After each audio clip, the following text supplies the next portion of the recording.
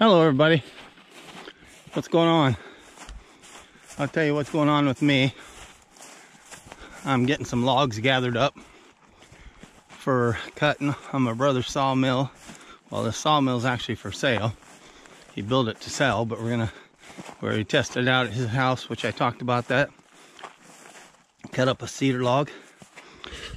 And right here, I have an elm log. I have a great big long pine log. I think that thing's 20 something feet long. A little over 20 feet long anyhow. And then I got a cedar log here. I got some more logs I just cut off a maple. I cut over here by my old house. I cut down a big limb, well, part of the tree, big limb hanging out, which it forked off into a couple limbs. And they're pretty good size. I cut them. They're maple. We're gonna cut them up into lumber. But I just thought I'd show you my brother's sawmill real quick. Here's the sawmill. This is a 28 horse Honda engine.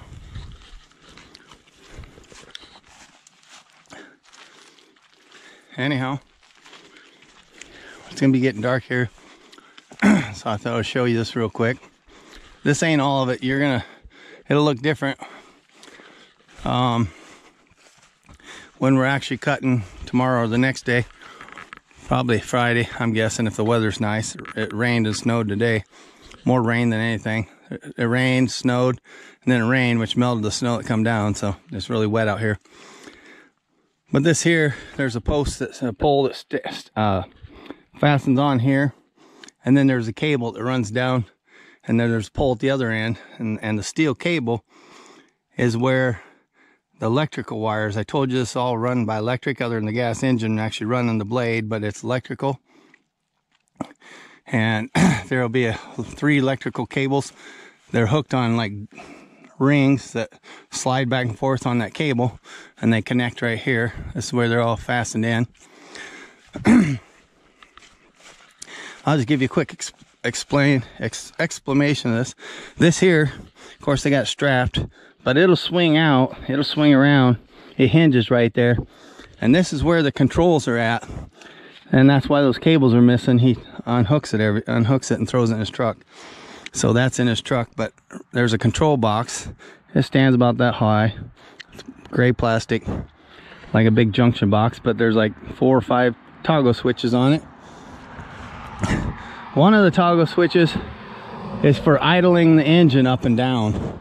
So when you hit the toggle switch, it idles it up as you make your cut, and then when you get through your cut, then you shut it off and it idles the engine back down.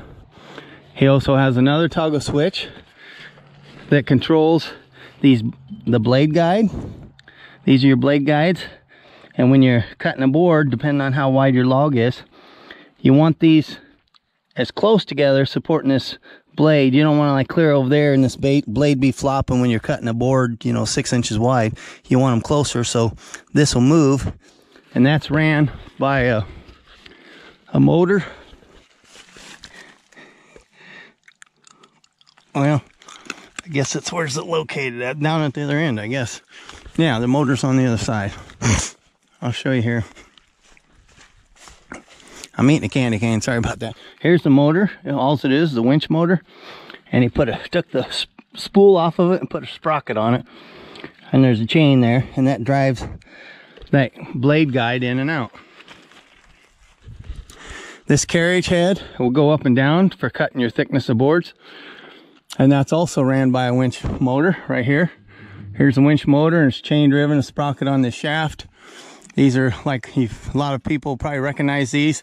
These are like an overhead door on overhead doors, but the cable, it runs over here, loops down, and that raises and lowers this carriage head. And that way you can adjust how thick a board you want to cut.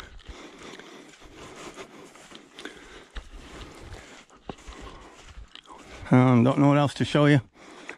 Right here's where the ruler, right here's the ruler gauge. The ruler ain't on there, it's magnetic, he sticks it on. And then when he leaves, he hauls it down the road, he takes it off so don't blow off or come loose. Take a chance of it coming loose, but it's magnetic, sticks to this piece of steel here. There's a water jug sits right up here. Oh, actually it's right over there in that box, but anyways, it runs down. There's a hose that runs down and runs on the blade to cool the blade. You just fill it with water and it dribbles on the blade as you're cutting and keeps the blade cool. This here, of course, there's a battery that goes here. He took it, disconnected it, took it, so nobody come by here and steal it or anything. People would do that. But anyhow, a battery sits here, and what this is for your, you could use it to turn your log, I suppose, if you needed to. If it's a big log and you can't get turned with a cant hook.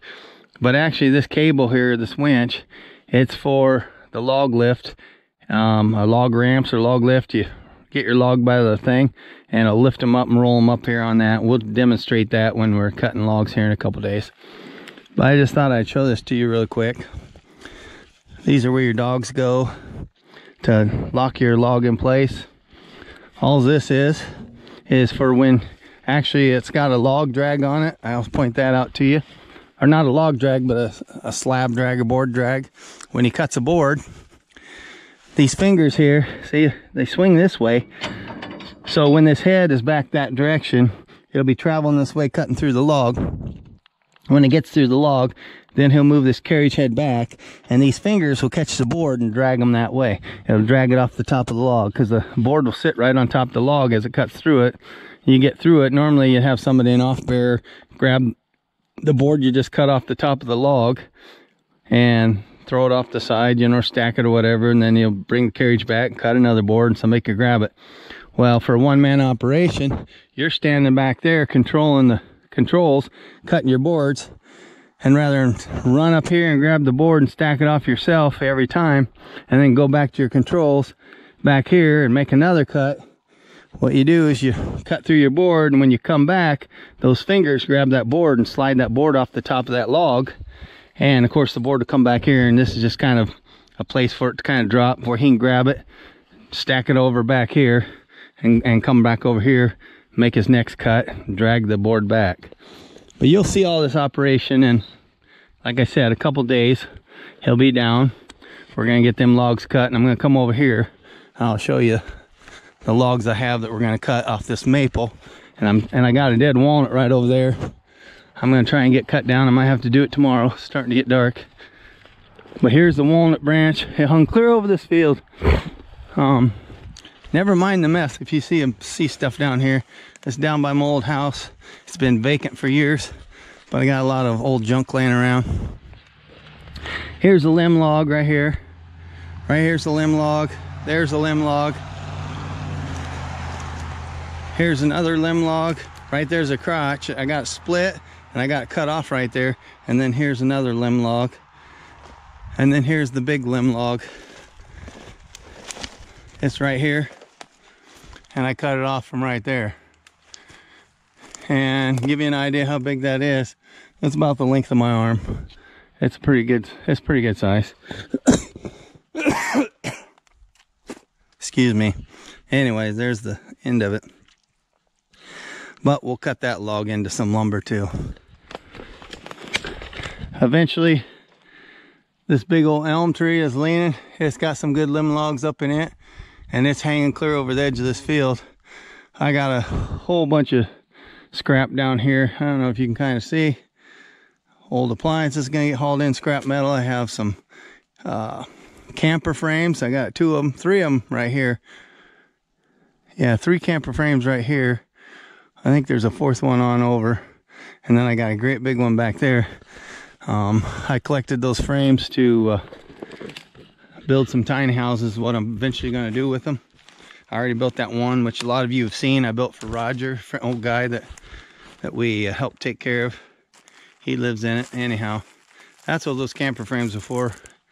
It'll be a project that happens later on. But anyhow, I just thought I'd show you these logs real quick. That's what we're going to be cutting here in a few days. So I want you guys to stay tuned, and you'll get to see that sawmill run. We're going to do a video on it, showing all the features that it has, I guess. And if anybody's interested in this mill, once they actually see it run, he said the price on this mill is $10,500. We do build manual mills, which you see people cutting. A lot of you homesteaders may have them, where you have to walk alongside it. We build them too, and I'm not sure the price on that.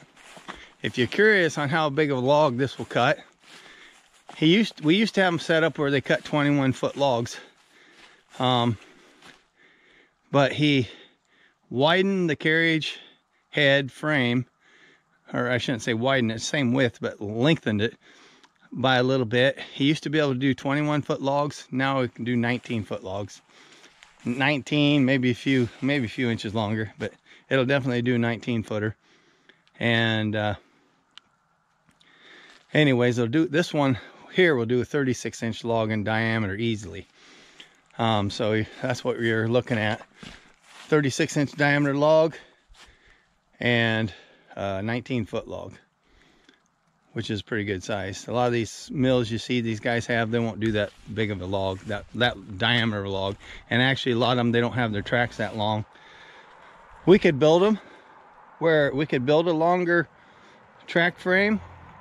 You know, if somebody really requested it and wanted to do a 30-foot log or something like that, we could make the frames longer. But this is just what, you know, who's going to cut logs that long, really? 19 foot is a pretty good length. Like I said, used to do 21 foot, but we widened the carriage head frame, or lengthened, I should say, for more stability, and it seemed to work out better. You lose a little bit on your length of log that you can do, but one way to compensate for that is make a longer frame if a guy really had to. But 19 foot's probably good enough for most homesteaders, and that's what a lot of people that purchase these mills are homesteaders. But anyhow, I ain't gonna make this any longer. I'll let you go. It's getting dark, as you guys can tell. But just stay tuned. Here in a couple days, like I said, we're gonna be down here. I'll be videoing us cutting this lumber. I'll show you the lumber that we get out of these, what the boards look like, at the grain of the wood and stuff like that. So it'll be kind of interesting for a lot of you. Anyhow, I'm gonna let you go. If you haven't hit that subscribe button, please feel free to. And don't forget, I love you. See y'all later. Bye.